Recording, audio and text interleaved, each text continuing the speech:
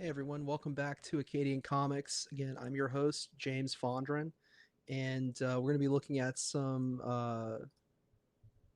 comics. Yeah, we're gonna we'll be looking at some Savage Sword of Conan. We're going to be looking at some other stuff too, some ID Dark comics, particularly the new Event Horizon series. Uh, it's Event Horizon Dark Descent and maybe a few other little random pieces here and there. But let me see. I'm going to try to do something to improve my audio. That may help. I don't know. I have a little desk fan, so we'll see if that does it or not. I may have to like crack open my window, but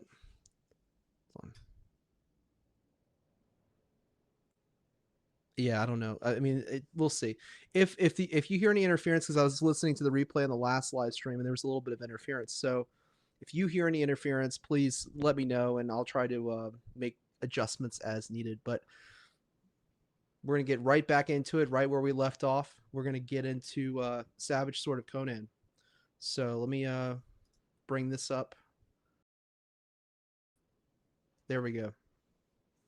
You kind of have to do the do-si-do with everything and move everything around and make it work. So got some ice cold water. Got some old comics. What's there? What else do I need? Whoa, just hit my mic. What else could I possibly need? I got it. I got it all. I got it all, folks. I got it all. No, no. Well, that's not gonna work. This is gonna be a disaster. Hold on. If I can make this work. See, it's right off screen. I know. I know it is. There's a box of stuff here. Push that up. Put that box there. Try not to mess up my light. There. Let's get into it. Let's get into it.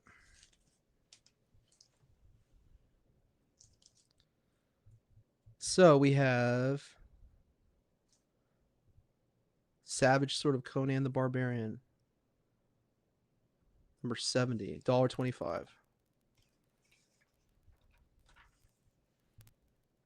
Okay. Dwellers in the Depths. John Buscema.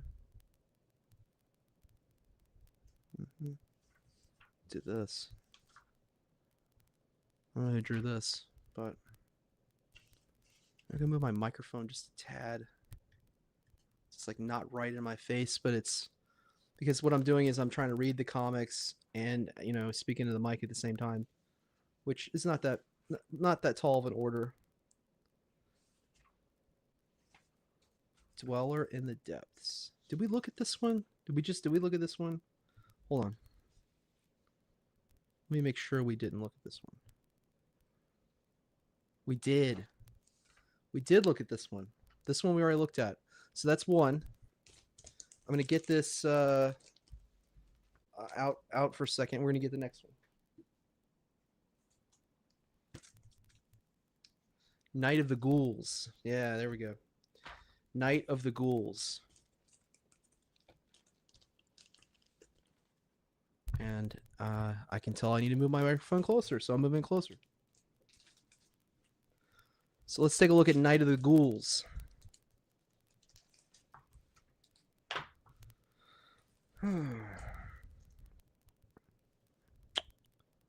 Back to $1. All right.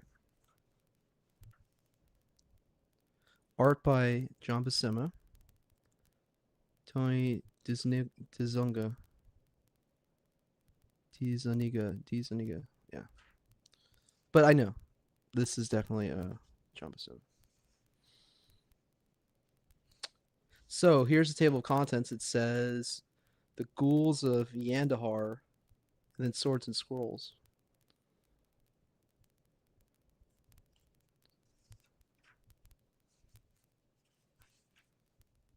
Nice.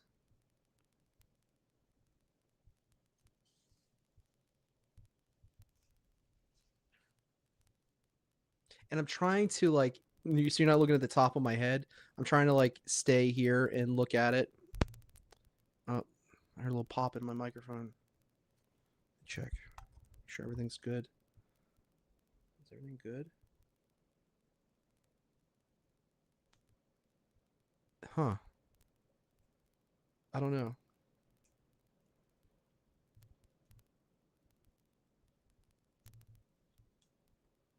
That's on air. Okay. Well, we'll just go with it. And I was just listening back, and it wasn't that there was some crackling. I'm like, oh man, what the hell?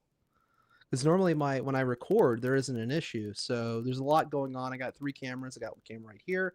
I got a camera right up here, and yeah. So there's going to be issues potentially, and I'm just trying this out. I'm relatively new to the streaming. Relatively new to that streaming. So we'll talk about that.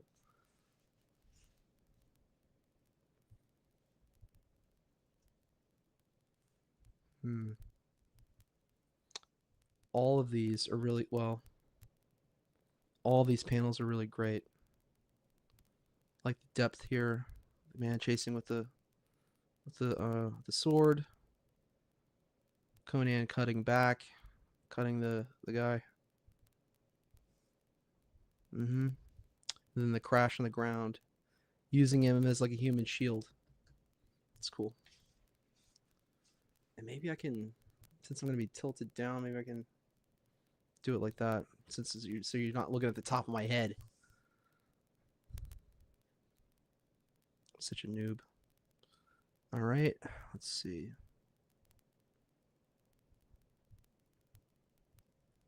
Yep, that's a John Buscema Conan face. Classic Conan face. Maybe that's a happy medium. I don't know.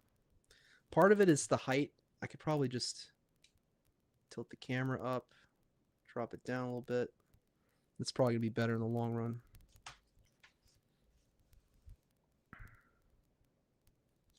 I like this.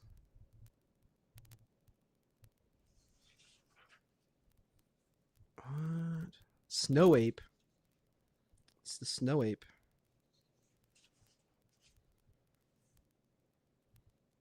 Mm-hmm.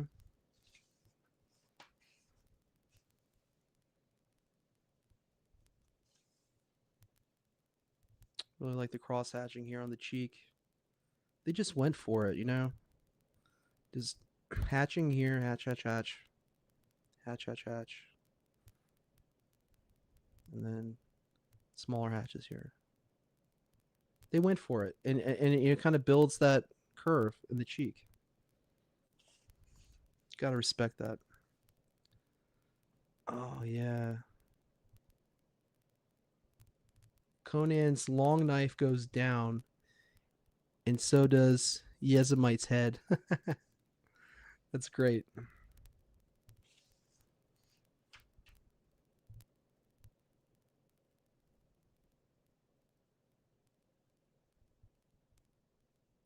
There aren't an awful lot of backgrounds in this one. Like when they do a background, look, when John Buscema does a background, he does a background. But I'm not seeing a whole ton of backgrounds in here. It's all very action driven, action oriented. It's good stuff. Quality comics.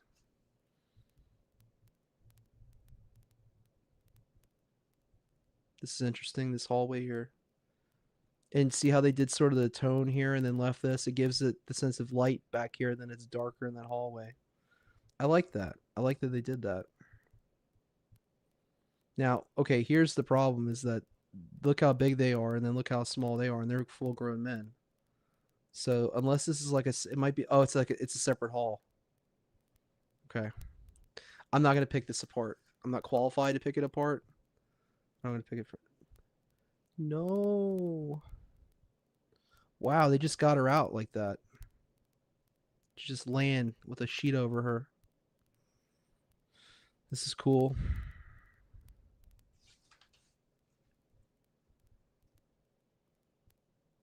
Grabbing him by the neck. Conan. That's a great face. That is really good. I like it. I should Should probably straighten this out for people watching. And it's tastefully done. It's not like it's not gratuitous. It's not, nothing is oversized here in terms of the proportions. It looks good, and you see the difference in like the rendering here on his arms and then on her arms. Very little rendering in the chest for the man, very little rendering for the woman, and it gives it a much smoother look. Because if you start rendering out the woman, it's gonna make her look old, and it's gonna take away the softness, if you will, you know. But this is all great stuff, you know. I love it. Interesting choice here. They blacked out his eyes here. They don't normally do that, but they did here. I like this. This is a cool panel right here. Look at this. The guy's climbing up the ladder. Here's a gift for the sons of Yizum. Yeah, that's great. This is good. This is really good. I like this. That's cool.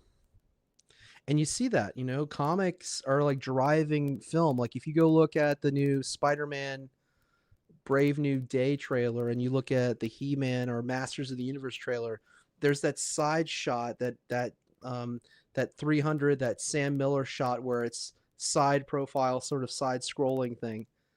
When done right, it's great. But you see, this isn't just a side scroller. Like you're looking here, and there's some depth to this figure right here. This guy on the top, and actually, this one, yeah. So you have a sense of depth, and you definitely have it here. The way this is working, he's falling backward. This guy's fall. I mean, it's great. You get a real sense of depth, and I believe that they're on this makeshift ladder, and they're trying to get climb the castle wall. It's cool. It's a cool page. Okay, so now let me fix this. Now we got Conan back. Look, they're chiseling through the wall. Interesting how they did this like tone. What was this like? They just didn't black it out, like, or because this is black and they didn't want to have black on black. They could have done like a white outline. They didn't want to do that. That's an interesting choice that they went that route. Yeah, this is cool. Sort of a ensemble. That's cool. I like that. It's a cool scene here. Background. I like it. This is cool. But by the bones of Crom, we'll make them think we're an army. There's scarcely half a dozen of us left. Smite them, dog brothers. Yeah. Yeah, this is like Prime Buscema, you know. I like this figure. I like how he did this. He's got the axe in one hand, the sword in the other. This leg kicked back, the knee bent, this leg out. It works. It all works. It's all good stuff. You know. And I'm like studying this. I'm not just like casually looking at this anymore. I'm studying these panel by panel, figure by figure. That's what I'm doing. That's why I look at this. Yeah. I hope this is coming across really well on the camera. Like, I have a decent webcam, so I'm hoping that the page looks good on here. But I haven't. No one's given me any feedback on that yet. But I've looked at the previous stream, and you can kind of zoom in and zoom out on if you like. I looked on my phone, and it looked fine to me. Like you can read, I can read the text, and I think when it's in black and white, it works even better. So you can see the text on the page, and that's cool too. I like these ghouls. Oh man, look at that. There's just so much going on, but you gotta like, I mean, It's a feast. It's a visual feast for the eyes to look at this. It's just awesome. They made some interesting choices using some of this like computer stuff or whatever they did for this. This is supposed to be a shadow. I don't know. Like it's not part of the inking process. Hello Rex. I can't read the text, but I can see it fine. Okay. Yeah. I wonder if I. What about now? Any luck now? Can you hear this? Sibilance? Nothing? This is weird. This is really strange. I might just like close this out. Got sound. Yes, thank God. Oh. You know, I've got one of these like Scarlett Focusrite like controllers or monitors, and for whatever reason I switched it out. And so now we got sound. Thank God. All right, back to it. Let's get back to Frank Frazetta. Let's see. Extra camera. Share. Add stage. Add to stage. And we're still good on sound. Just type the number 1 if we're still good on sound. Because I don't want to get too in the weeds and then, you know, I'm just doing this and you hear nothing. So are we good? I hope so. Are we good? I'm getting green. Yeah, I'm seeing. Okay, so like with StreamYards, it'll show green, and I wasn't showing green before, so that's good. Ones. I'm getting ones here. Rex says 1. Red Dog says 1. Great. Where were we? Oh yeah, we already looked at Thunder.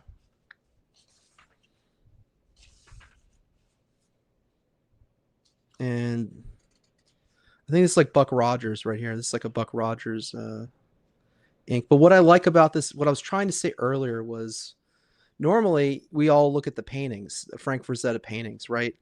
But this book, The Living Legend, it is his ink work. So it's his drawings and his inks. And so you really get to see the line art as opposed to just looking at his paintings. Because sometimes the paintings don't, I mean, no, the paintings are not going to look like this. I'm looking over at a Death Dealer right now. And I have like a play mat of Death Dealer. Why not? I'll just grab it real quick. It's right here. So you see this? I just use this to cover my Cintiq. But yeah, obviously you don't see any of the line work that goes into this. I should just have this as the background, huh? Isn't that cool? But I put this on top of my Cintiq to like keep the dust off of the screen, off the glass when I'm not using it. But yeah, so this is when we think of Frank Frazetta's paintings, we think of stuff like this.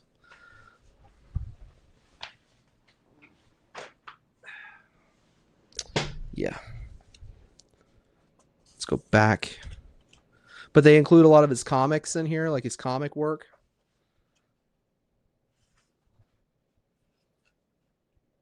That's cool.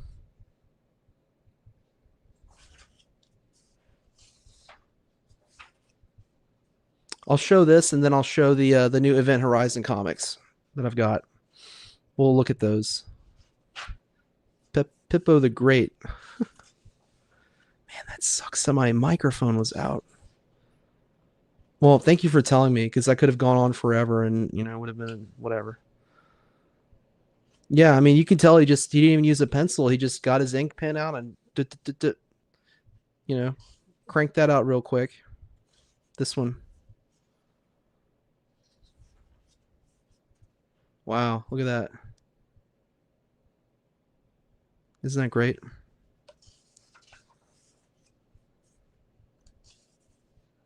Mm-hmm. Good stuff. I mean, look, there's one of his paintings, and they got it. It's obviously the whole thing's black and white for this book. And then he did all the famous covers for like the Edgar Rice Burroughs novels.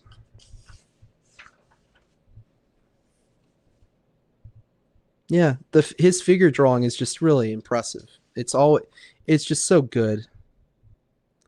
The last comic done for EC left incomplete because of failure in line of books. Oh, so he was on a book that it wasn't a success.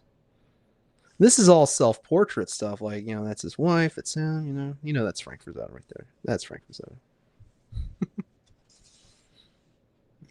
Love it. It's great.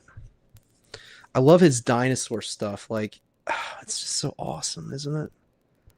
Like the humans are great, the human figures, but the animals, the creatures are just fantastic. Absolutely fantastic. It's trying to focus, isn't it? I see that. It's strange. It's like popping in and out of focus. Why is that happening?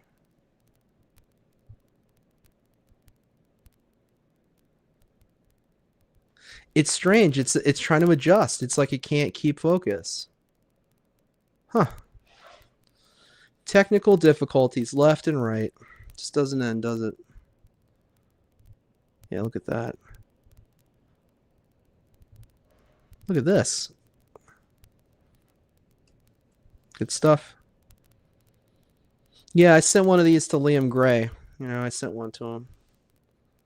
I did a study of this like a month ago, but I honestly, I have not done like anything that I would say is like a piece of anything. Like it's just been strictly figure drawing practice. And that's kind of where I'm going to be sticking and residing in for quite some time until I feel like I can draw any figure in any position in any way that I want with mastery. Because I've been at the Academy. Let's see, I started at the How to Draw Comics Academy November 2023. And Clayton Barton, it's his academy. He had a few lessons up there. And then I was just going along with the weekly lessons. Like, now we're going to draw shapes. Now we're going to do perspective. We do 1-point perspective, 2-point perspective, 3-point perspective. Now we're going to do some different things. We're going to start doing the mannequin model and blah, blah, blah. So I'm doing that. And like, it's all new to me. It was all new to me. Right. And so I spent time doing that. And then I kind of just, what did I do? I pushed myself a little bit to do different things that were probably beyond my ability. And the thing about it is, look at the mushrooms down here. The thing about it is like, the underdrawing matters, because if you don't have that believability, if the figure you heard that? It's like a power surge, that pop. I don't know what that was. But anyway, if you don't have the believability of oh, I see. I'm listening to my own playback.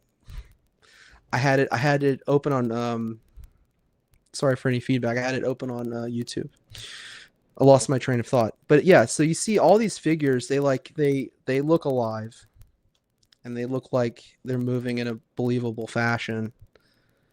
And if it's just not right, you can put all the rendering in the world on top of it, and it just doesn't work as a drawing. So I'm focusing on like that. I'm focusing on these initial phases.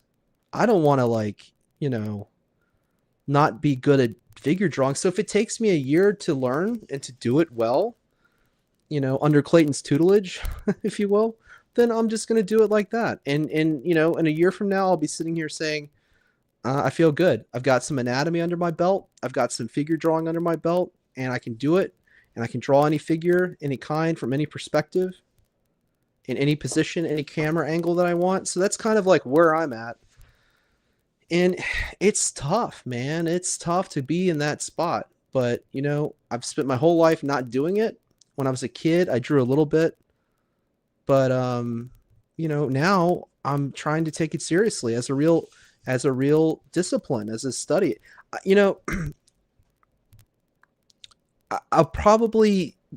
will probably become a better draftsman. Oh, I love this.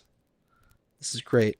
I'm treating it as it's for me, it's more of draftsmanship, and then I think the creativity is going to come in later because I've got to like table and sit on my ideas.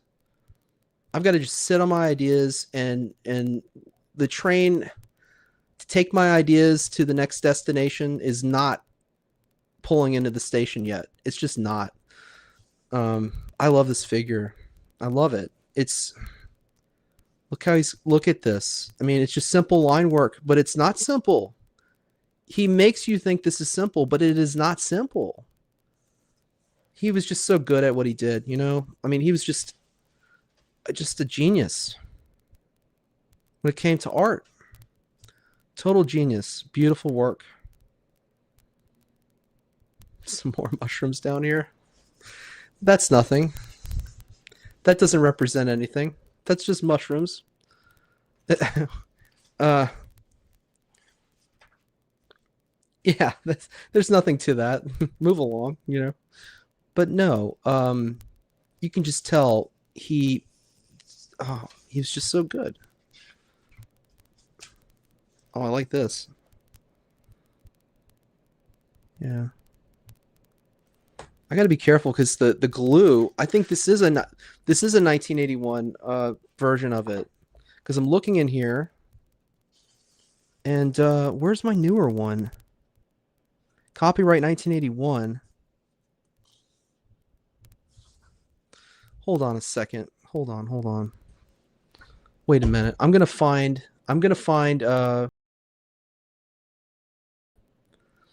It's not there. Excuse me. Let me take a swig of water here.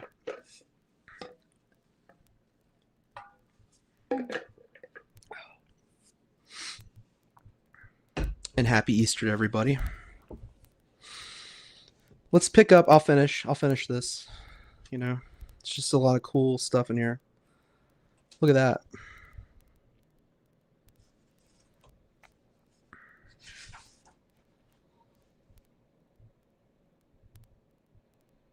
This is great.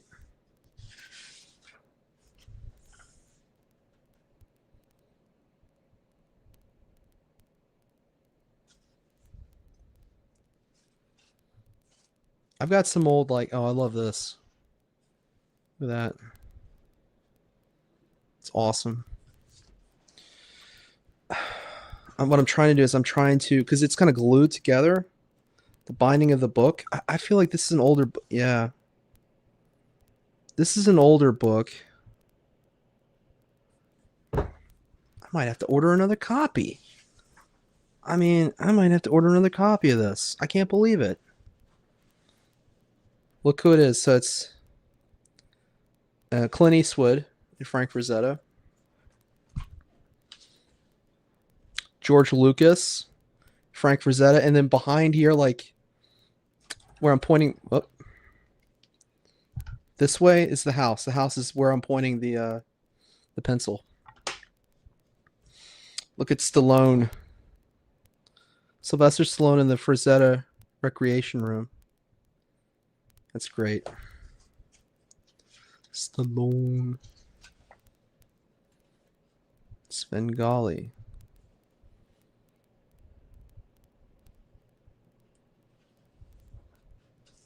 And there's Conan. Yeah, one of my prized possessions, but you know, it's not rare. You can get a reprint. I think this is a 1981 version, but I could have swore I bought another one, and I do have another one somewhere. So, but for the benefit of Rex, if Rex is still around, if not, I thought we'd look at this. So this is the Batman Second Night. This is a Black Label Dan Jurgens Batman. It's like during World War II and everything. Germany invades Poland. Nazis launch relentless bomb attack on Warsaw. So that's where this Batman is set. Right?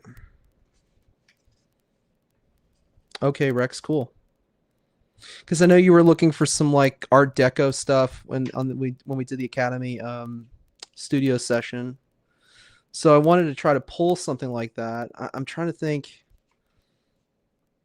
I even have some like Rex. Have you ever read like Gotham by Gaslight? Have you ever read that? That's Mike Mignola, and he did Batman as this Gotham by Gaslight, where Jack the Ripper shows up. Oh, that's awesome! Look at that. Jack the Ripper is in Gotham City.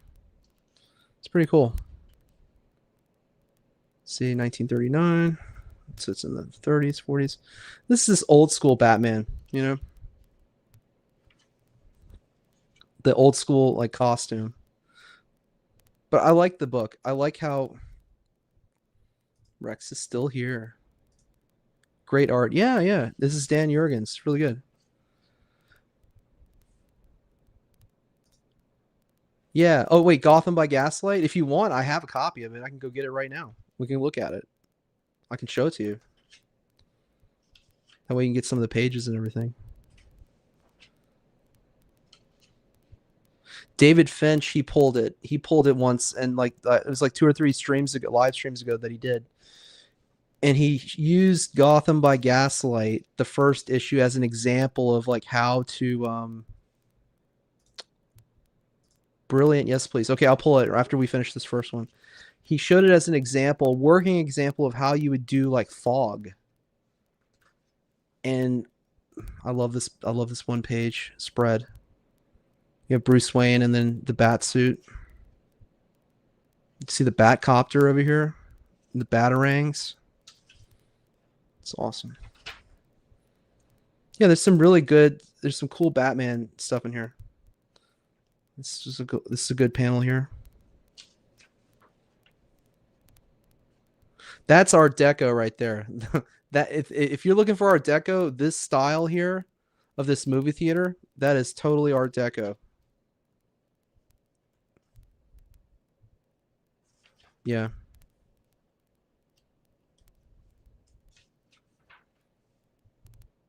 Great page. Oh, it's Commissioner Gordon, I think. I think that's Gordon. Yeah. Getting to the end of this. And Superman actually shows up in this comic. He shows up in like the second issue of this. And it's just a three comic book. But let me get Gotham by Gaslight. Hold on.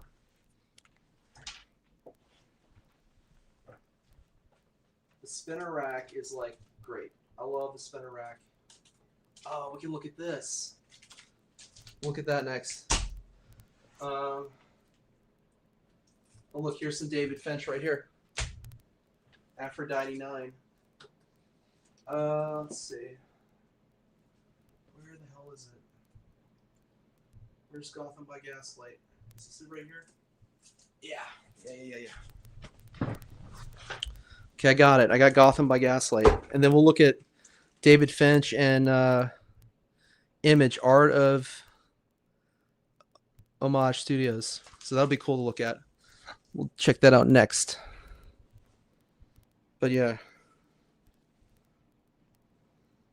Let's see, I gotta make sure I have the right earphones in. Left, right. Wait, which way is left? Which way? Okay. All right. Put this over here. Yeah, so this is Gotham by Gaslight. Let's take a look at that. I kind of want to rebag and board this thing too. I'll do it later. All right. Put this over here. Okay.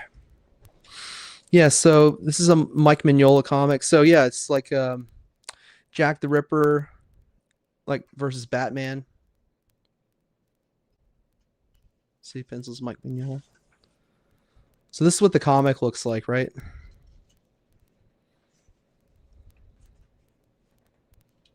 Pretty cool. And Bruce Wayne, it's like Bruce Wayne is like what year is it?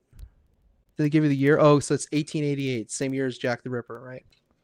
So they take a little bit of embellishment, the time and everything. Love the noir vibe. Yeah, but it's not even noir vibe. It's like it's like early turn of the century stuff, you know?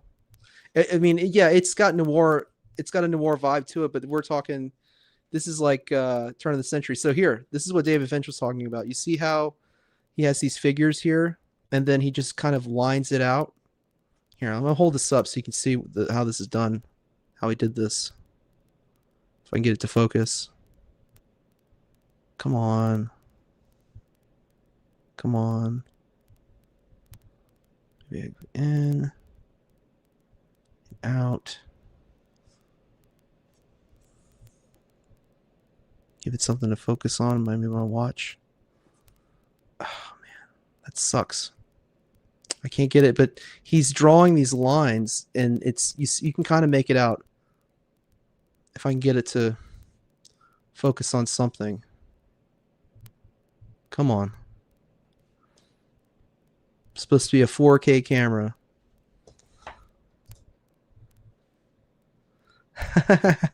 Yeah, but yeah, that okay, feet, but what he's doing is it's like supposed to be fog in here. So it's a nice little trick. You see how he's got lines here? Like the fog is creeping in over this like area. So he's trying to draw fog. Right? But yeah. This is all Gotham by Gaslight. Rex, did you see did you see the Batman comic that I showed you, the World's Finest? You want to see some cool stuff? I'll show that to you in a minute. Look, here's some more of that fog here. See, Jack the Ripper in the fog. I gotta pull it though. I've got it right behind me, I think. But Mike Mignola, he's great. Yeah, yeah, yeah. You see, like, well, here he's doing a silhouette, but you see this building right here. The fog is going up here, and then he's doing the lines, and then he's bringing it into more of a. He's blacking out the rest. And look, he even does it with the shadow too. See how there's like lines? It's just he kind of tapers it out. So like down here's a good example. Let me get that off the screen. Your chat. But you see here, and then he brings it into the building. So this is all fog, and then he brings it there. So I wanted you to see that. Yeah. Yeah. Here's more fog. See? You see this leg here? See how he's. See how this figure down here? It's just I'm not going to draw the bottom part, or I'm going to draw some lines, and then it'll get sorted out in coloring. It's cool. I mean, it works. It definitely works, doesn't it? So here's Batman. Look, Batman in the fog. It is helpful because it's like you think about it. How am I supposed to draw fog? And this is how you can do it. This is Mike Mignola's way of doing it. I think it's really cool. I think it's highly effective too. And I learned this from David Finch. David Finch said, "Oh, if you're trying to do it, see the carriages here and the figure here. This reads as fog, and it works. More fog down. Now this really works down here. I think the best. But you kind of see what this is, and you see the clouds here, the foggy clouds, and then you get down here, and it reads the same. So, a lot of cool stuff.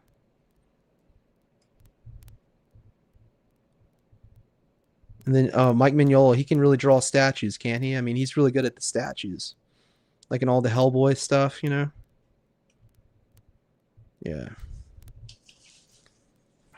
Cemetery scenes.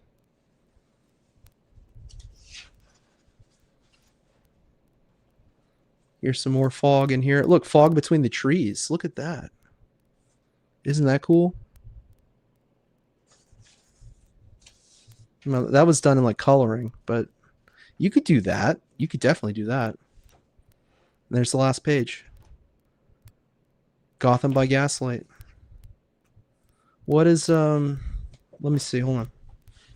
Where did I put that comic? Hold on a second. Hold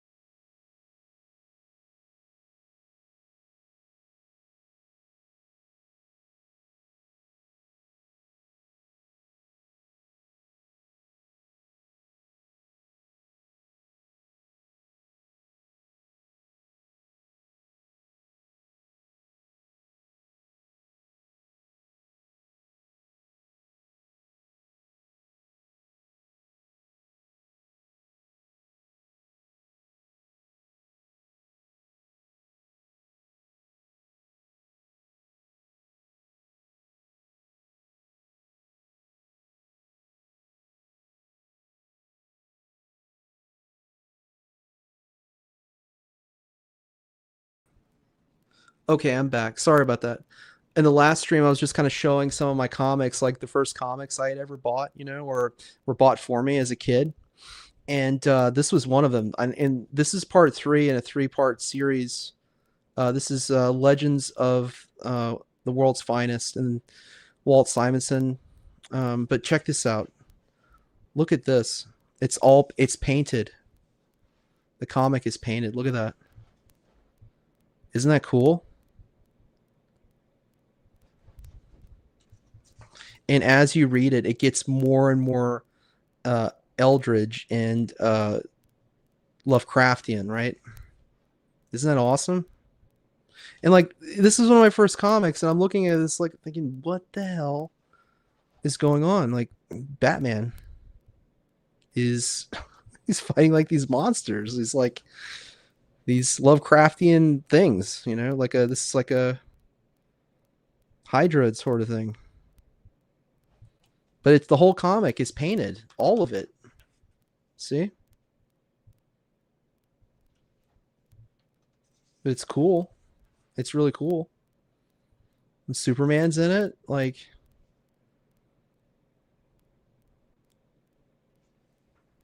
some great panels in here. Good stuff. I just itched myself. That's terrible. Sorry for doing that on camera. I didn't itch my nose. I itched right here. But yeah. And then Batman with a sword. Come on. This is cool shit. He's chopping the head off of some demon. I mean, this is cool. And I mean, I remember when I was a kid, I'm like, whoa. This demon has a kilt. And and I said in the last stream, but I loved this panel. Like, I remember I just stared at it for a long time when I was a kid, just looking at it like, oh man, Mr. Freeze, Penguin, the Joker. I think the Joker's the best one. The most expressive. And I just thought it was weird for Superman. Like he's got like a 5 o'clock shadow. He's not clean shaven in this comic. Poison Ivy, Scarecrow. But this is awesome, isn't it? Like, this is Batman and Superman, and look at this. And I know you paint a lot of stuff, so this would be, something to check out, just, I don't know.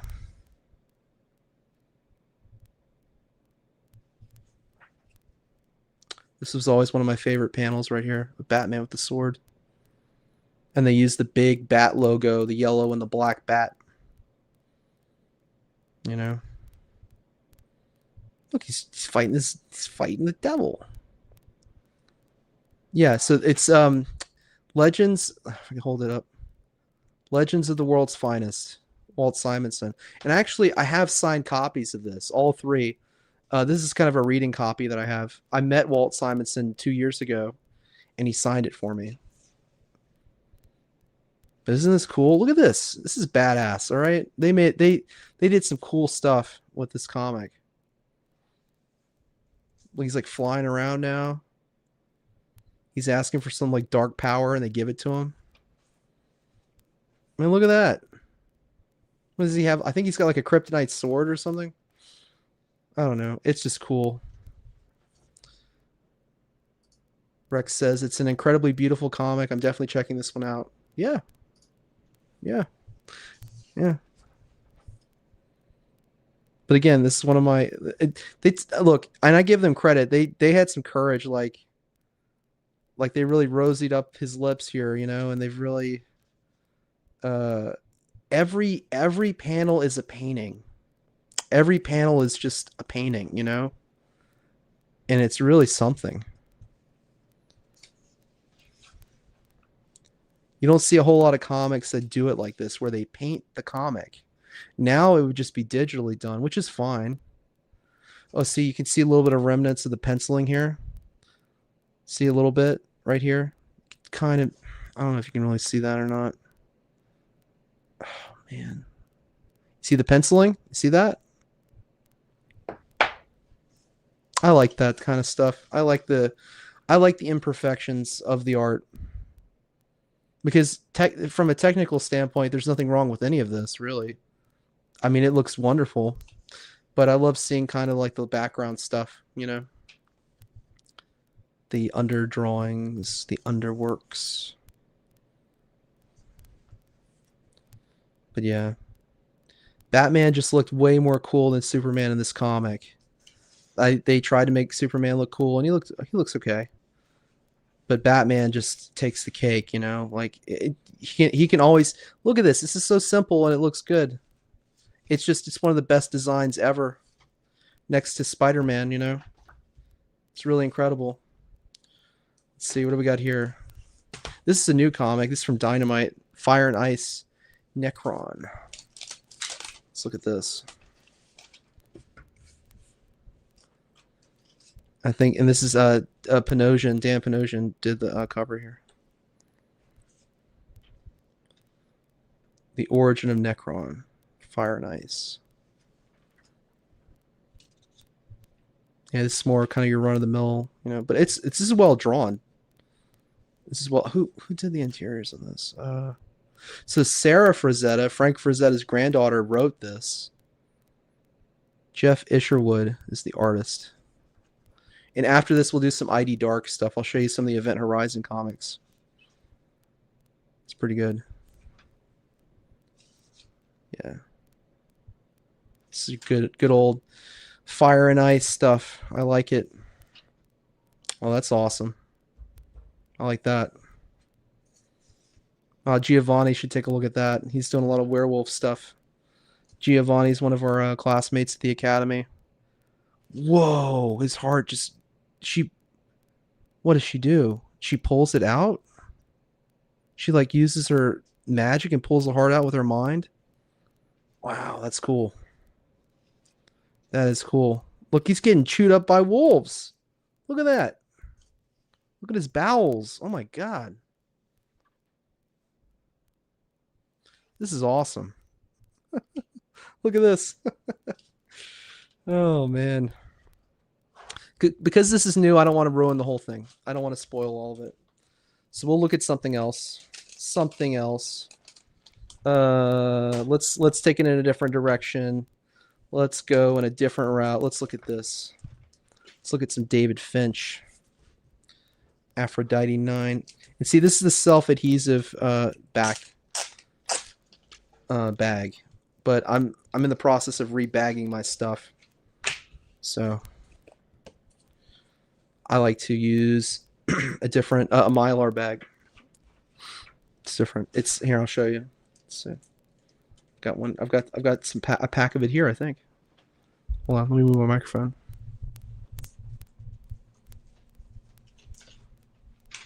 Yeah. So this is your Mylar bag, and this is like your. Watch. I'm gonna show you. So I'll use the back. See how this is sort of. It's got like a gloss to it, but this is clear, really clear. So I'm gonna rebag it with this. Watch. Gonna see the difference.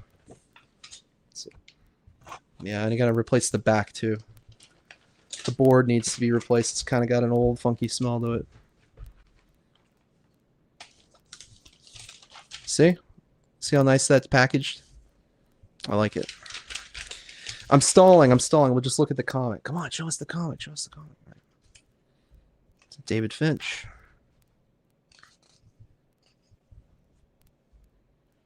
Oh, it's great. Push this back a little bit. There we go. Uh-huh.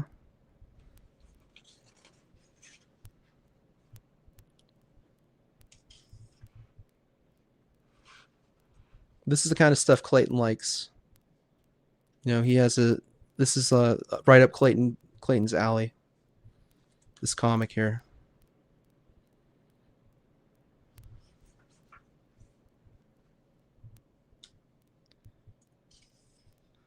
Overkill, Witchblade, Aliens, Darkness, Predator, Top Cow, Winter 2000. Let's check that out.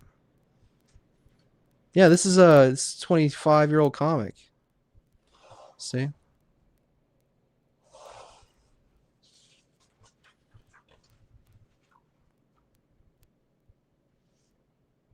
I love how he can make things look so sharp without being so up close. Like this panel here, he doesn't have to go into too much detail, but it's enough, you know. I like this too. This little robot thing.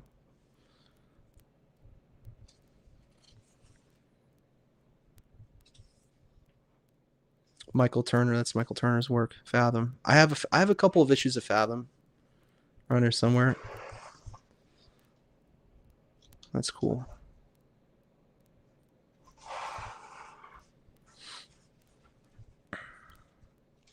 Wow, now we're getting thick. Look at all the word balloons. Look at all the thought balloons. Or the thought box. Box is, rather. Mm-hmm. That's cool.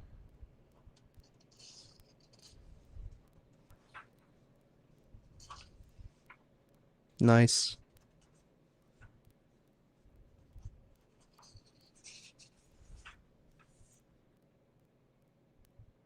This kind of looks like a speeder bike from Return of the Jedi. Did David Finch swipe that from Return of the Jedi? It's kind of what it looks like. I don't care. Yeah, I mean, that's a straight up swipe from Return of the Jedi. Oh yeah, Supernova. Yeah, I like Sunshine more. I remember they had Supernova that came out, and then Sunshine. I like Sunshine more. Midnight Nation. J. Michael Straczynski's Midnight Nation. Rita Joe's. Okay. That was a quick flip through of that comic.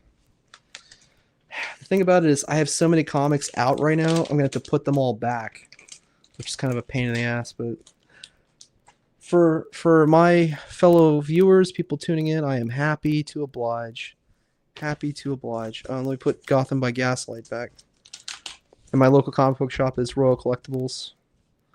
So, you know, I can just go back and back issues, and sometimes I'll pull $1 Conan. Like, you know, yeah, I'm in the land of plenty. Land of plenty when it comes to that stuff. I know I'm stalling on the ID Dark stuff. I know it, damn it. But let's look at this. This looks cool, right? Lee, Silvestri, Williams, Portasio. Sorry, not Portasio. Portasio. Wills Portasio. Mm-hmm.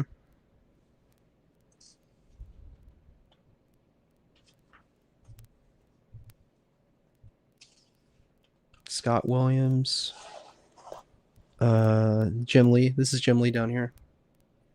It's all what Wildcats, right? Yeah.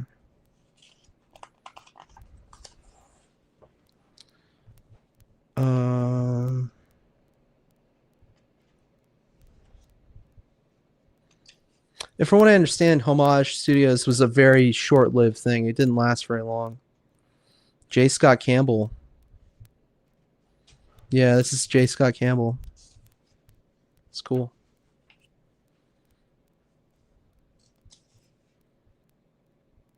Interesting. Interesting. The liberties they take is really something.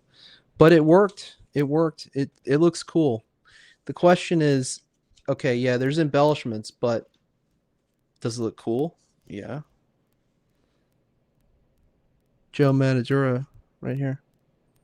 Joe Mad. I like that.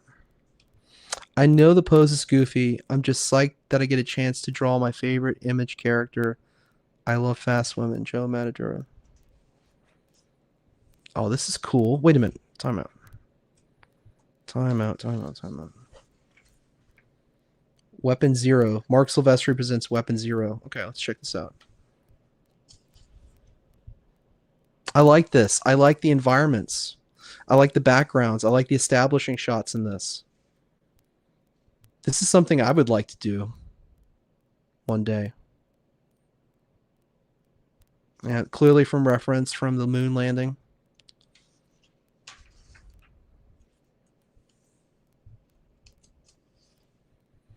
Wow, here we go. Now we're at a how to draw section by Willis Portasio.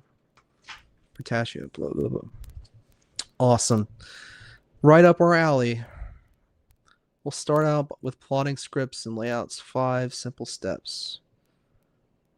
Simple story goal, a lot of filler, a lot of cool stuff. Layouts, pick out an exclamation point from each scene.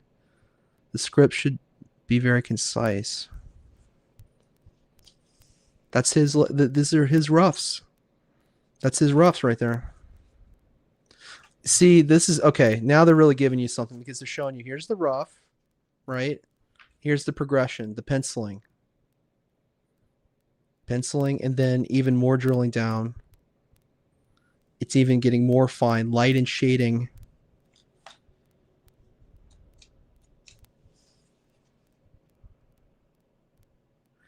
Let's read some of these comments here. So let's read. He's pointing here. Let's say artist A did a bicep that's made of 3 muscles. The bicep is actually, the bicep is actually 1 muscle. But say one guy did it in 3 muscles on top of each other. If he consistently did that, and his drawings always showed that consistent form, then it would work because he is showing some kind of structure. The main point is structure. If you're trying to draw a round, solid leg and it looks flat, it's because you have no structure there.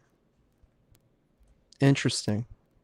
If you draw a leg that has 5,000 muscles, but you draw them with a solid structure so it looks round, then you have a successful drawing, and people will attribute your 5,000 muscles to style. That's great. This is kind of gold, really. If you want solid structure,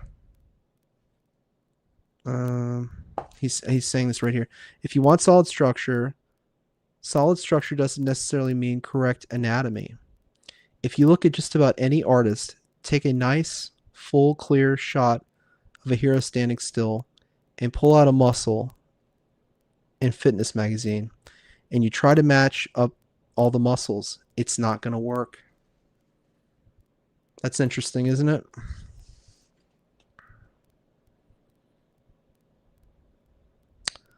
Let's get into number 2. So that's structure. He's talking. That's Will Spersacio talking about penciling and structure. Let's talk about step 2: light and shading.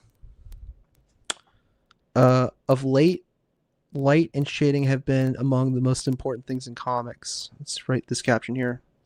Understand what light does and how it creates shading on form. If you understand what light does to create shadows and shading, you'll be able to create the mood that you want. A lot of books have dark characters or mean characters. If you draw them in full light, that doesn't create a scare in the reader. Style, number 3.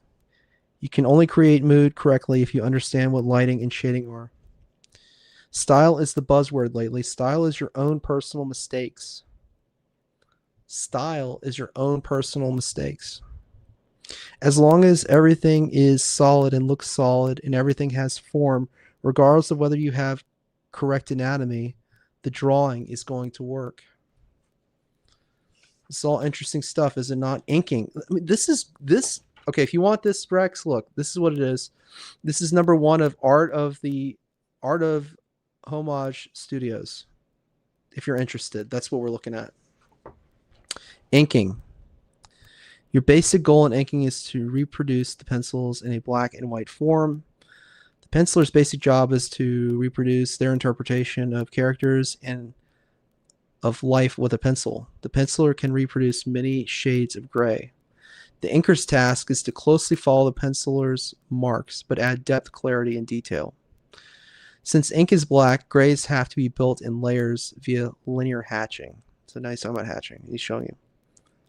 And depth implied with variations in line weight. All the things I'm not good at.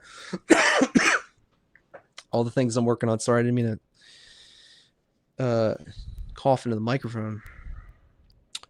2 basic points, and there's some coloring. I think that's cool. Like, there's a lot of value in these pages here. Like, if you know nothing and you're starting, like, okay, I'm going from this point to this point to this point. Then eventually, at that point, inked and colored. You have to have some kind of workflow. It just doesn't work if you don't. It's cool. Ryan Benjamin. That's Ryan Benjamin. I enjoyed drawing this piece because Voodoo is my favorite Wildcats character.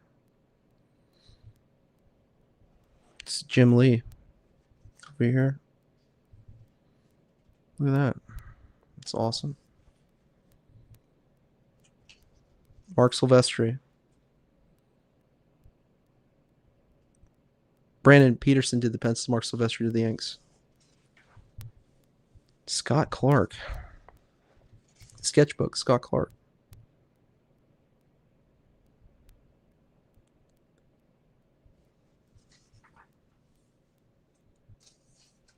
Wow, I like his stuff. I like Scott Clark's stuff. More freedom because you're not worrying about what you have to give to an inker. Here's some loose sketches to give you an idea. Yeah. And now this is Mark Silvestri's like sketches. And I have his wizard book. So it has a lot of this in there.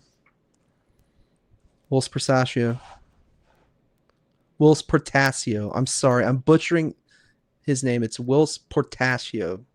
A long-standing habit of mine has been to sketch on the back of comic book pages. I like inking techniques, character design, and anatomical structure.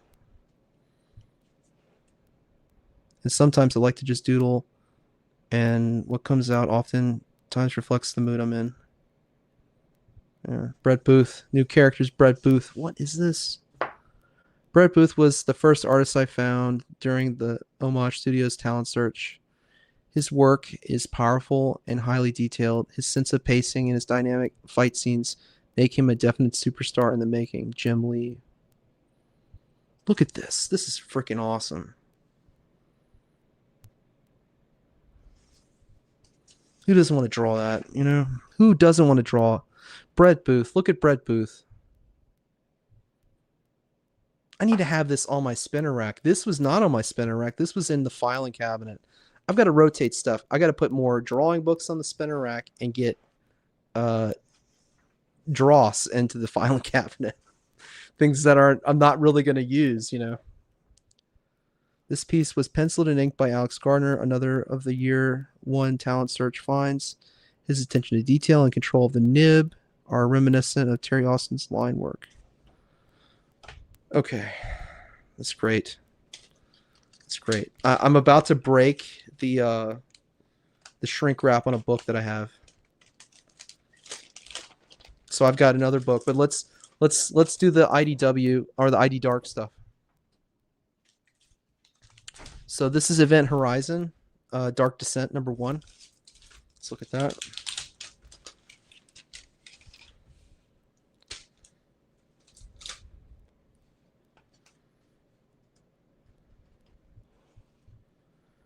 So, scratch my face, terrible. I was always a man of science, and now I find myself consumed by hell. So this is supposed to be Dr. Weir here. This is Sam Neill's character. You know, in the movie Event Horizon, we find that what the hell is going on? Am I only in one ear? Hold on. Mic check. No. It must be my earphones. They're not like nestled properly. It's just strange. Anyway, yeah, so this is the Sam Neill character, and he's picking up his wife Claire.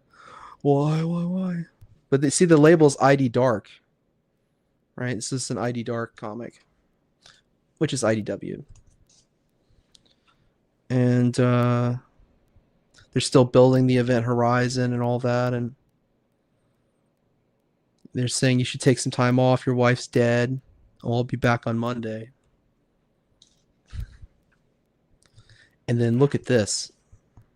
And, oh, hold on. I am doing a disservice to the book. But you know what? The credit page is coming. Come find me, William. Yeah. Weir. Dr. Weir. This is like what they didn't show you in the movie, kind of. So here's the cover. Here's the title page. Event Horizon Dark Descent. If I get rid of the glare, Event Horizon Dark Descent. Writer Christian Ward, artist Tristan Jones. Tristan Jones, is he Australian? Is he an Australian artist? I don't know. Let me fix my earpiece. I think he is. I could be wrong about that. I thought he lives in like Melbourne or something. I don't know. I follow him on X, so I think he's Australian. Colorist Pip Martin, letterer Alex Ray, editor Nicholas Nino. Event Horizon Dark Descent. In 2040, the starship Event Horizon disappeared. Let me get rid of the glare. Disappeared on its maiden voyage to Proxima Centauri. 7 years later, it reappeared. Its crew all dead. This is the story of what happened. This is the prequel comic to Event Horizon. There's the ship. There she is, the Event Horizon.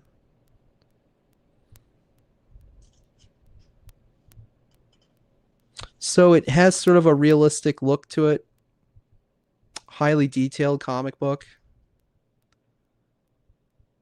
You can see what it looked like, inside the corridor where they can blow it up, blow it in half, right? So these people are in here. They're in that corridor that gets blown up at the end of the movie. And here's the captain, I think, of the ship. And then there's that glare is just obnoxious. All right, sorry. And then they kind of introduce all the characters.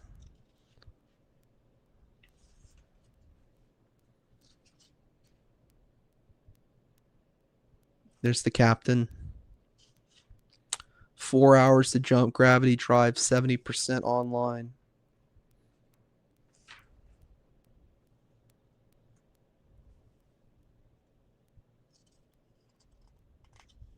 Mm-hmm. 1 hour to jump.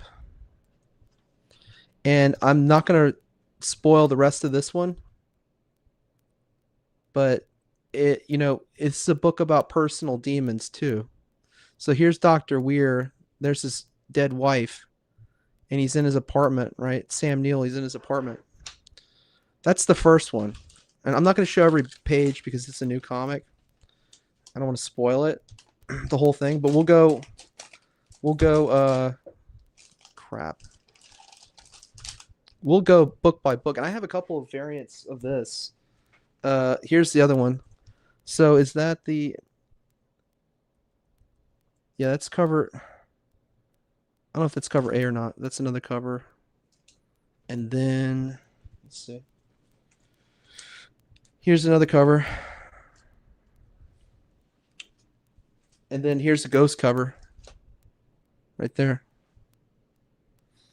Kind of went hog wild with the covers, didn't I? Here's issue number 2. We can open that one up.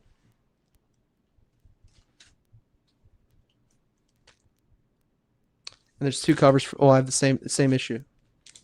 Same issue. See how I did this with the painter's tape? That's the way to do it. Because when you open these, when you have this type of like bag, you can just well, no, you can't. I haven't opened it in a while. But that way you keep the tape, and you can just open it. So since I already have this one open, I'll do that one.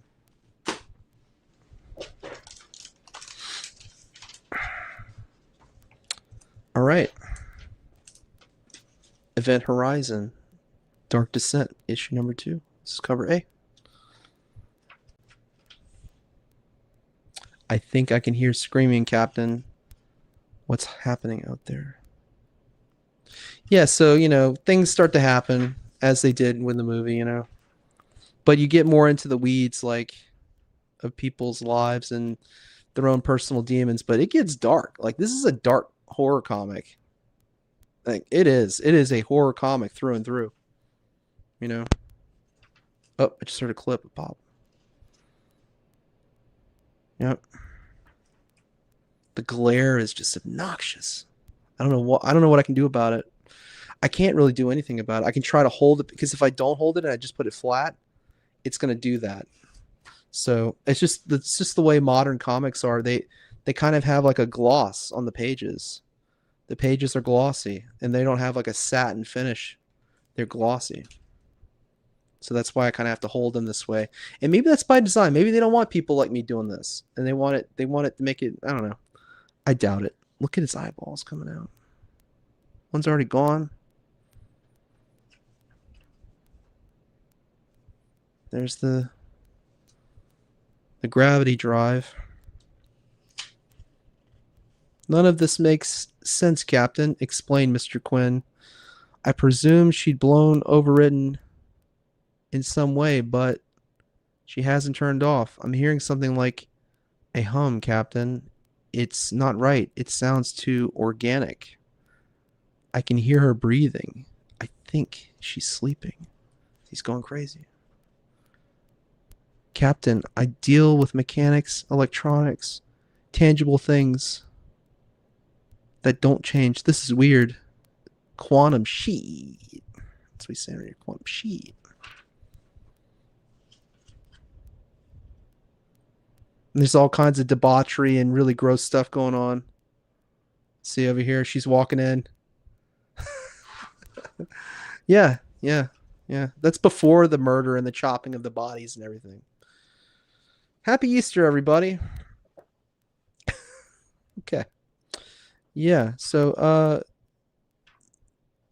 then the demon comes out of the thing, comes out of the gateway. Good. You're already on your knees. Lord preserve us. You could have run, child, but I'm pleased to see you haven't. It would have, after all, been pointless. I'm supposed to be here fixing the gravity drive. Oh, but it works perfectly. I'm here, aren't I? Why don't you hold on to this? Are you real? Who are you? And he says, I am and have many names. But someone on the ship calls me Paimon. He gouges out his eyes with a screwdriver. There you have it. That's issue 2. All sunshine and rainbows, folks. I mean, I burned through these. Like when they came out, I burned through them. I read them very quickly. It was like, oh god, man, what's gonna happen next? What is gonna happen next? Okay, so that's issue 2. Let's move on to issue 3. And I think I have. Oh wait, this is 30 Days of Night, Falling Sun. There's 2 issues of this, and this is a good comic. I don't know if I. Where's the first issue? Yeah. Hold on. Oh no, it's issue 3. Oh man. Wait a minute.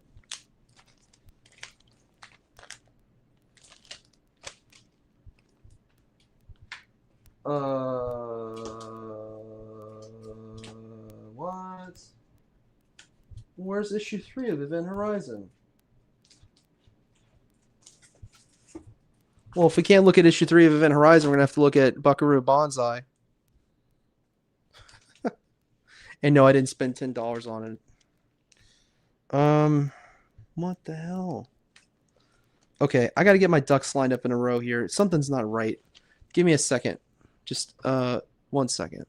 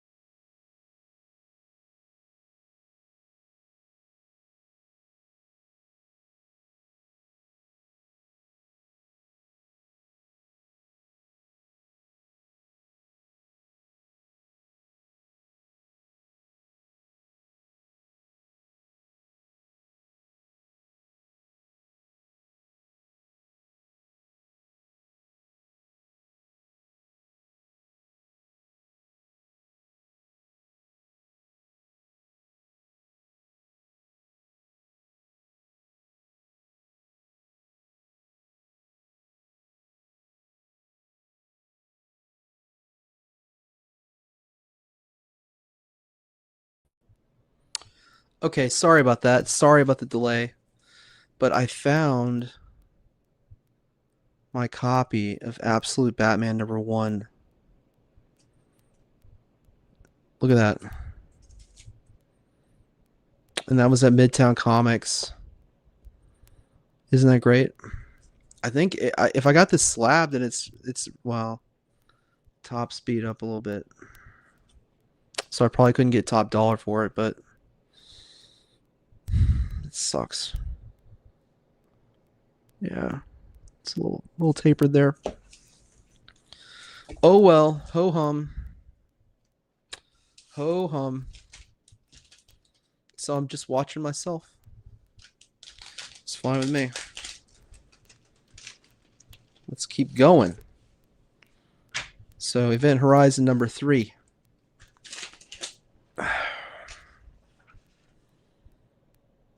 2 years ago, Nigeria. I don't want to die, but I'm not naive. I know it's coming for me. And again, this is the ID Dark line. And look at how I don't know if this is like a defect on the printing on this comic. I think this is the only copy of the #3 I have. But that's, yeah, I might have to get another #3. Either way, whatever. You get a nice shot of the Event Horizon.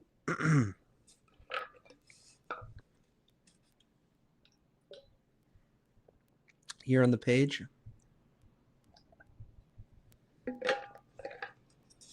Double page spread.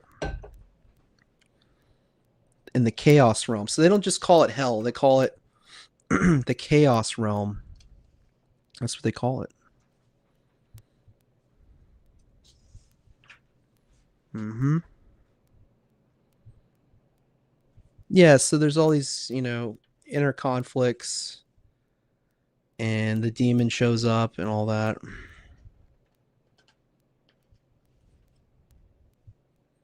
Different demons. Look, I mean, it's brutal. Like, but the artist drew this. Look at this. Look at this. It's like they're blending together. I don't know what they're doing. They're like melting them together. Scary, huh? It's scary. Look at this.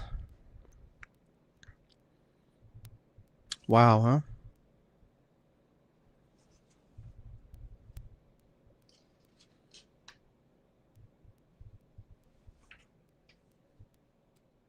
Look, he's got oh my god, look at this.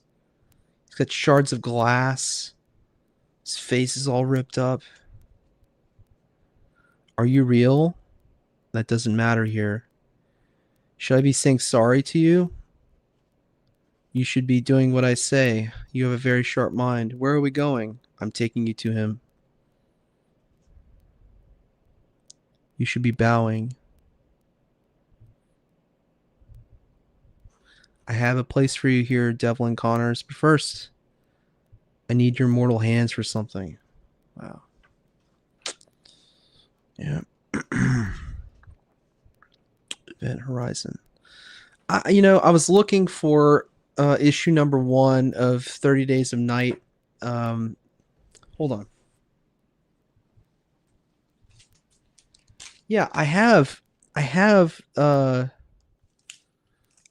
#1 and I don't know where it is. That's what's frustrating to me. I have issue, and this is a 3-book run. 3-book story, and it's good. This was really good. But I have, for the life of me, I don't know. I have 2 and I have 3, but I don't know where 1 is. I don't know where it is. So when we get to it, I might have to just start on #2. But that sucks. That really sucks. I thought I had #1. Look, the airlock.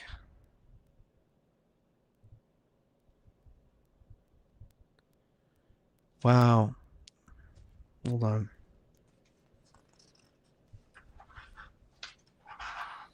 Yeah, I don't know. Like, this works in a comic book, but I don't know if it works in a movie. You see that in a movie, your suspension of disbelief, you're, you know, you might laugh at it. But when it's drawn like this, it's terrifying. Because look at these are all the different arms and limbs and everything. They aren't just like demon arms and limbs, they're human beings. And they're all trapped inside this demon. Like, Mom, help us. Ugh. Some scary shit down here. Yeah. I don't know. It works in a comic, but I don't know if it, like I said, I don't know if it would work in a movie. So this guy's having a flashback.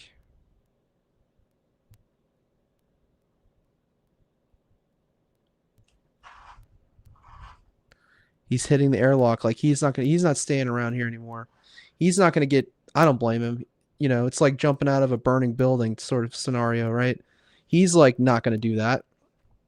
Rather than face that, I'll jettison myself into the airlock and freeze. And he says, I'm not running away. I'm really not. But I don't want to die.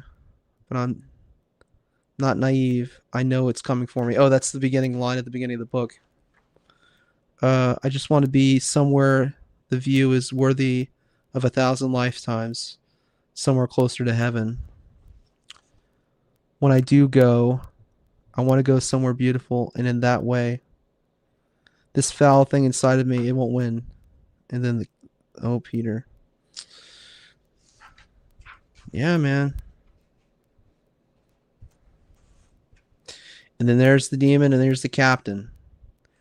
Oh, I'm sorry, Captain. Did you really think that hell would stop at a locked door? Your crew are dead, John. So let's begin, shall we? Next issue, hell is a loop. Yeah. Event Horizon. Happy Easter. I'm gonna have to like do a palate cleanse after this. We're gonna have to look at something that's not so devilish. But I promised it. It's in the description, so I promised we were gonna do this. Yeah.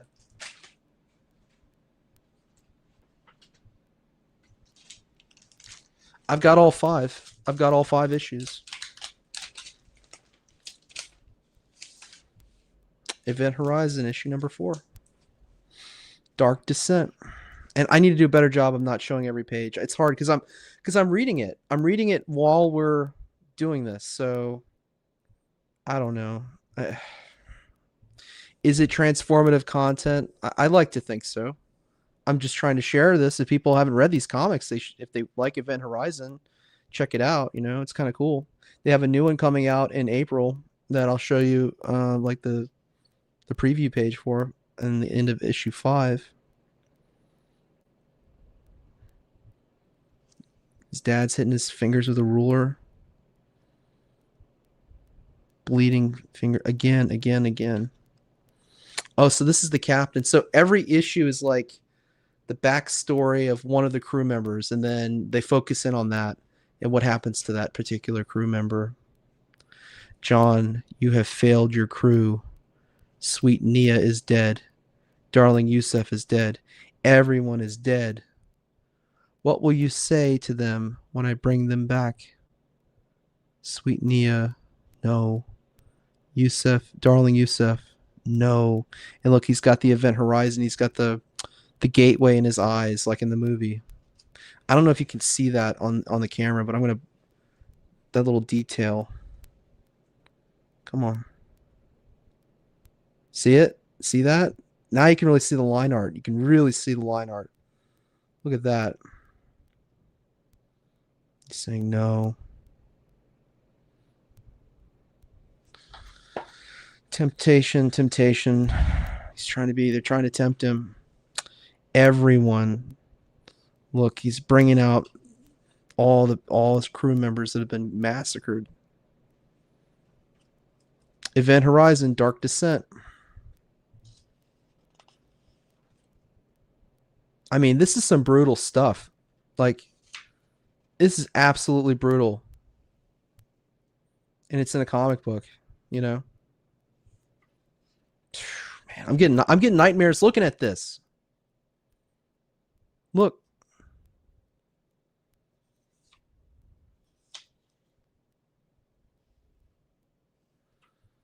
you know, trying to get to his secrets, trying to, oh man, trying to get into his secrets. Look, like weaving its way into his past, you know? It's brutal, man. I don't want to ruin the whole thing, but that's that's what this comic is, you know? And then the fifth issue is kind of the conclusion of this micro story, this prequel story, which no need to make a why make a movie? You know, you've already got everything. You know, why do it? But I gotta say, like, very few comics have made me like disturbed. And there's a difference between like just gross and there's a story reason for it. This is they're in hell. It's a hell ship. The Event Horizon is in hell. We're not in hell. Hell is in us. Oh God, hell is in us. See, this is like the splitting of a nucleus of a cell, splitting into two. And what this is this twin sisters. They're twins, right? So they're showing you they're the splitting of that cell to create two human beings, twins. You know.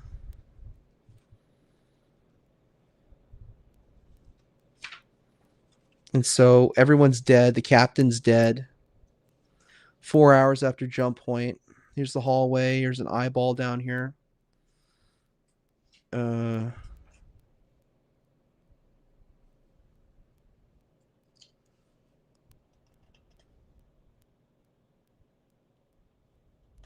yeah. Yeah.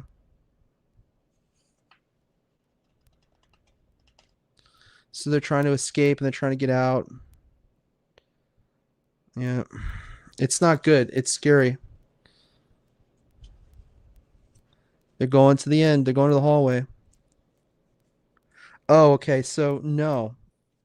So there's one sister that's on the ship, and then there's another sister that is not on the ship. She died. Got liver cancer or something like that. So it's brutal, and they attack, and they're brutal. It's very brutal.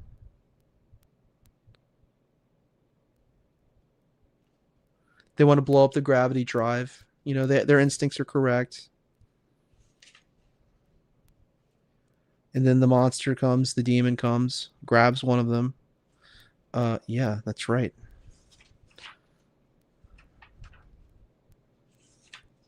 And like they're pulling her face. Oh man. There's the bombs. Blow it up. Blow up the ship. Blow it up.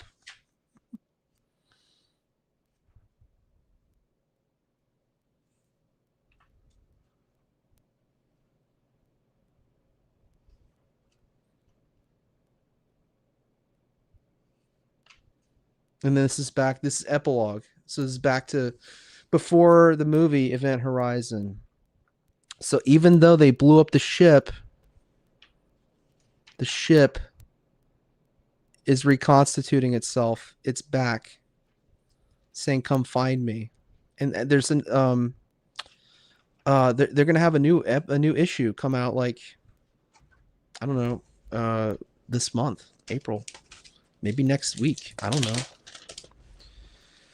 That's Event Horizon. You know, I probably am not going to show this comic again. And really, I'm kind of like I wanted to show 30 Days of Night, but I'm kind of just like I can't do it. I can't do it.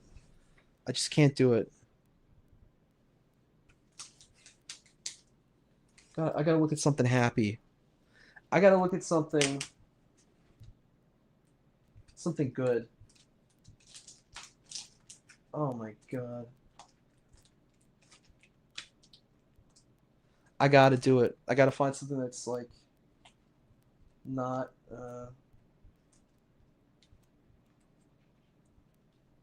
what's this? Oh yeah. We looked at this last night. Alien King Killer. Um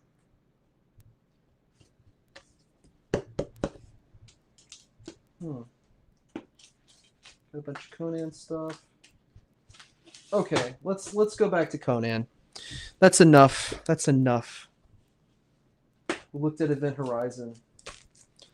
But let's look at Conan. This is Conan the Barbarian, the Marvel Comics adaptation.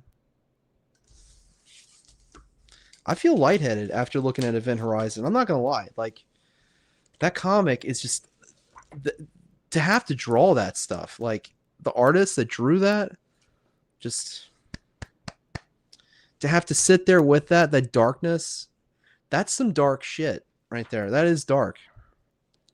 So just beware. Like if you're gonna do that, you're gonna sit with that darkness, and you're gonna have to draw that darkness, and you're gonna have to draw those pages. And I think the artist at one point said, "Oh, I'm done. I'm glad to be done with it." Because I was with that darkness for so long. It's like, yeah, that's you're drawing some dark stuff, and yeah, I would not want to do that. But here's the official adaptation of Conan. And they colored it. No, sorry, I yawned. What time is it? Okay, yeah, I might go on a little bit longer. I've been going on almost 2 hours. Probably go on 10 more minutes and then get something else that's cool until we arrive finally in Vanaheim, the land of the Vanir, and we're manacled to the man-killing wheel of pain. I want to watch this. I want to watch the movie. This just makes me want to watch the movie. A pit fighter. You are an adept pupil, Conan. Where is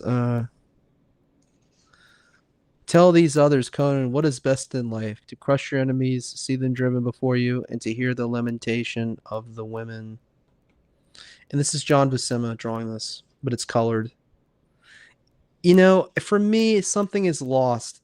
They added the coloring, but I don't know. I would prefer this to just be black and white, honestly. The coloring is not really helping it. If anything, I think it's detracting from it. I like the black and white.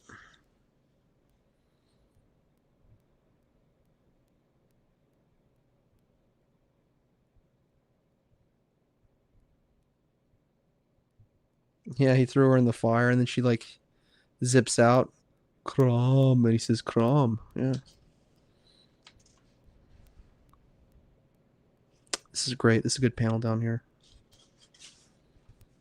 Doo doot, doo doot, doo doot, doo doot. Do do do do do do do do do do do do do. Mm-hmm. And this is when they go and steal the jewel.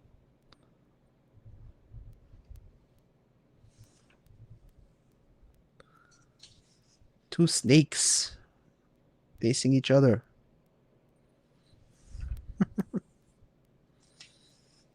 Oh yeah, and then in the movie, it's just like the movie, he's sweating and it drips onto the eye. And then he sees the two snakes from when he was a kid.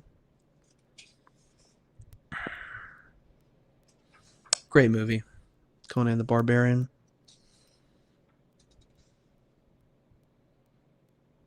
He chops the snake's head off.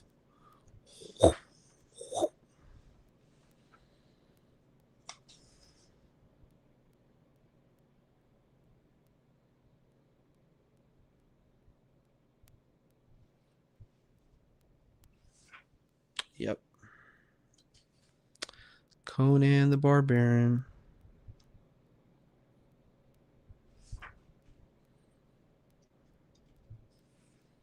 Where can I see the master? Follow there, pilgrim.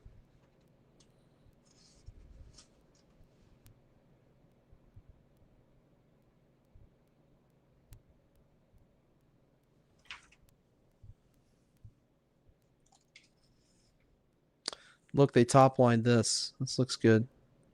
Top line that. Top line this. Top line this.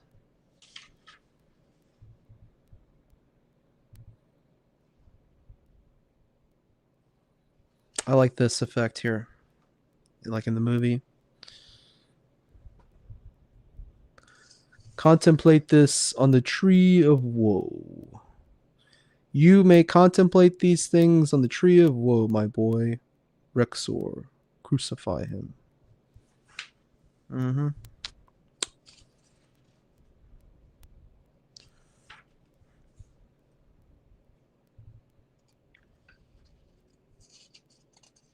I like how they stuck to the formula. I like how they stuck to this being Conan in the style of John Buscema. They're not going to change anything.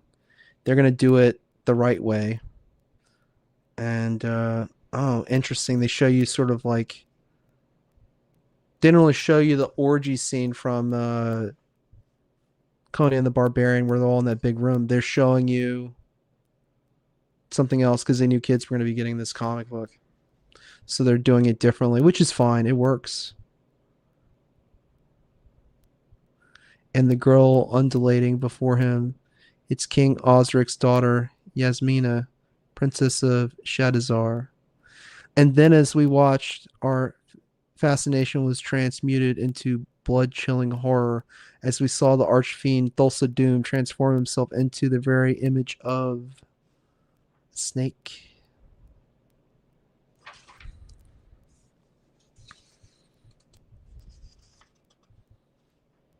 Mm-hmm. Seek.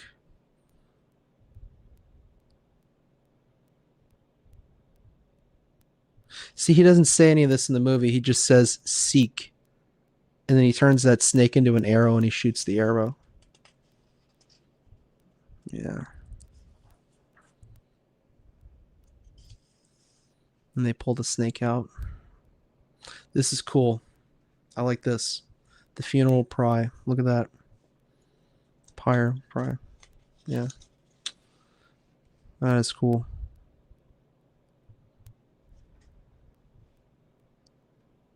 The gods are pleased with you.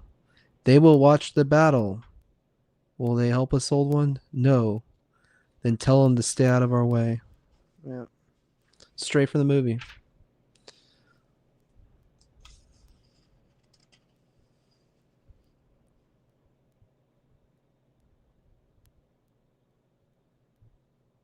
Yeah. You don't get the cool you don't get the voiceover from Arnold.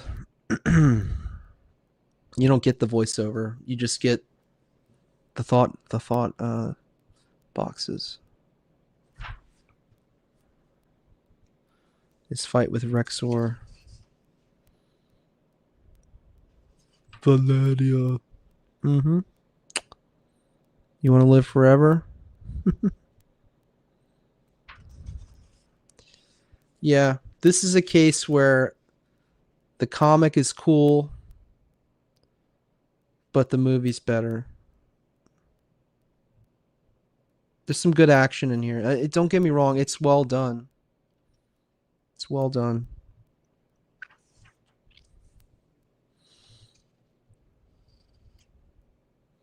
Oh, they truncated this. So they made it so where he kills him on the battlefield, not at the big like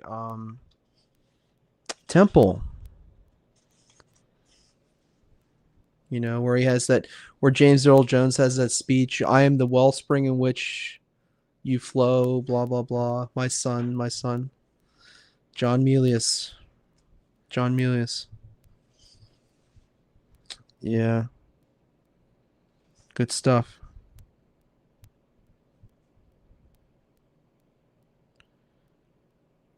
Huh. There's an interview in here. I've never read it. Uh Milius. It's a okay. How did you get involved with the Conan movie? When I first heard of the Conan project, I first heard of the Conan project when I was working on a movie of my own. The more I learned about Conan, the more I liked it, until eventually I dropped the work on my own film to direct Conan. What was the reason for changing scripts? Oliver Stone's script was based on Robert E. Howard's story Rogues in the House. I felt the film should be more a story about how Conan came to be. Could you elaborate? Well, over the years, I felt that a lot of the different interpretations of the sword and sorcery genre had, in a way, diluted Conan. I felt that he should revert back to being a myth, return to the concept of being a pure, um, Undiluted legend, primal example of mythology. I wanted to achieve the aura of such heroes as Beowulf, Siegfried, etc. Cool. Yeah. That's when Arnold's on the tree of woe, and the vulture's like pecking at his wounds, and he eats the vulture. Well, he bites into its neck. He didn't eat it. Gets a bunch of feathers in his. Yeah. See, so they cut this out, and they cut this out of the comic. This is not in the comic. This is not in the comic. Obviously, it's in the movie though. But I like this. This is cool. Like this is a great tie-in for the movie. So J.E.J. James Earl Jones. They interviewed him too.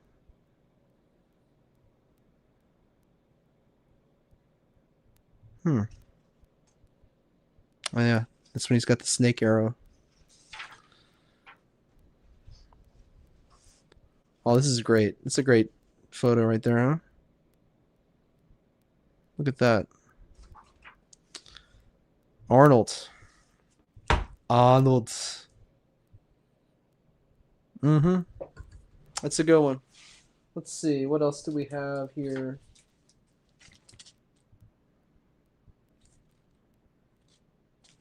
Okay, we can take a peek at this. But that was the movie adaptation. And I'd seen it many times, like in the shop, and I thought, all right, fine, I'll bite. I'll bite this time. You got me. Look, this was $2.50. This is $2.50, so it was like a big deal at the time to buy that. This was not cheap then, and it wasn't cheap now. I'll tell you that. Put that over there. Oh, I'm running out of space. I'm running out of space. I gotta redo. I need to reorganize my stuff. Like I've got stuff everywhere, and I gotta reorganize it. I haven't gotten around to it. All right. Let's see. This is God. I'm still like depressed about those Event Horizon comics. That's some dark stuff. I would hate to be. I mean, I understand why he did it, but like that's a tough assignment, man. It's dark. It's extremely dark material subject matter, but he did a good job. The artist.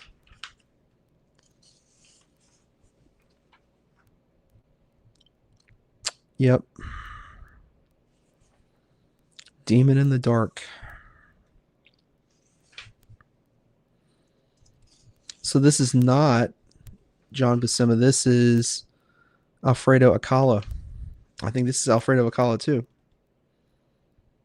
I think. No, no, no. Somebody else.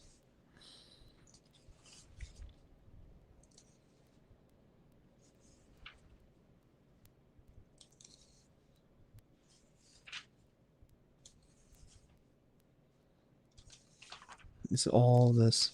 Yeah, this is kind of it's fine. I mean, it's a good. It's I'm sure it reads well. That's cool. Look at that. Hmm. All right, I got to pull out the big guns here. We got to get the big guns. That was kind of a dud, wasn't it? Where are the big guns?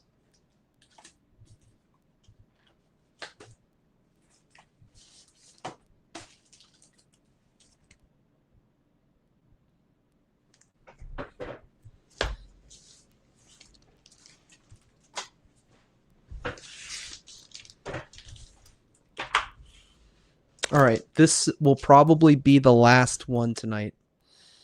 So I hope everybody's enjoyed it. I hope the Event Horizon stuff wasn't too dark. Uh, but it was dark. Yeah. John Buscema. Here we go. Back to Prime. Back to Prime Conan. My camera is extremely close to my face. I mean, I'm just realizing that after all this time, but it is what it is. It is what it is, you know. His hand is massive. Look how big his hand is. That's nuts. All right. I'll let it go because it's John Buscema. But that hand was huge. I think it was way too big. I like this. I like this face. I like this. I like how that's done. This is great too.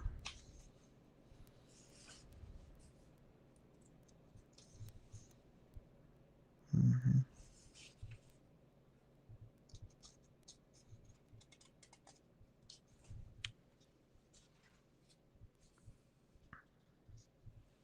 Yeah, John Buscema, always excellent figures. He's got great figures here.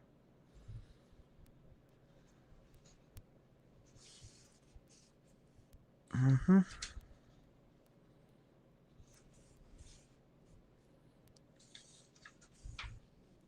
Mm-hmm. Stomach growling, not good. I like this panel here. Interesting choice. Really, really nice. It's at an angle. You're looking up at him. It's good. It's well done. It's nice. Again, I'm sorry for all the technical difficulties I've had. It just, oh man. Ugh, I don't know what happened with my mic setup. I don't know what happened to it. But nothing's perfect. Nothing is perfect. Really like the hatching here. Look at the lines here and here.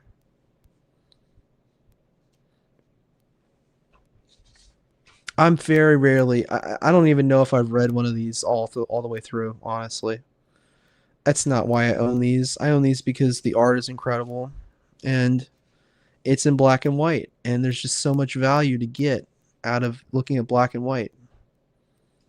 You know,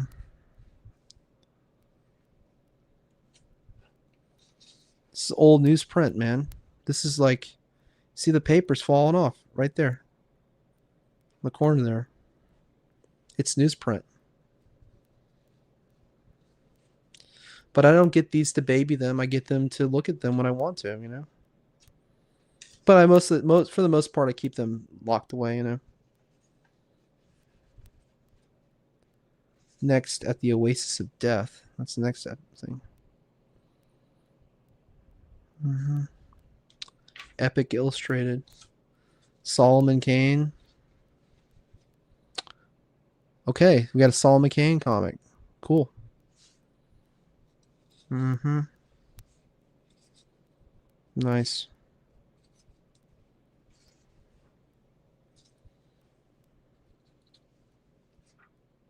Oh, I lost power. I actually lost power on my camera light. That's weird. It's so weird. All right. I don't know why. I don't know why I would have lost power. My lighting situation's not ideal. I mean, it is nighttime now, but it's not ideal. Okay. Well, can I put this back in here?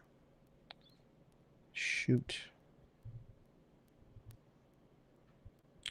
Oh, man.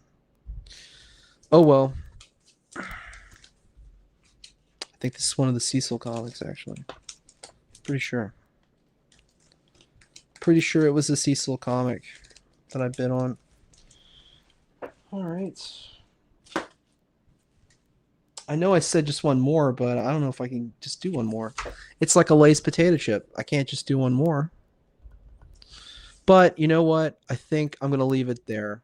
What I'm going to do is I'm going to stop the stream and maybe have more of a theme next time. And maybe I can bring on a guest next time and we can look at some more comics. So thank you everyone for watching. Oh, I lost my light again. That is crazy. Thank you everyone for watching. And oh, my eyes, like I'm looking right at the light. That wasn't smart. If you haven't, please consider hitting the like button and subscribing to the channel. And I'll catch you right here next time at Acadian Comics. Happy Easter. Peace out. Auf Wiedersehen. Sayonara. Adios. Au revoir. Ciao. And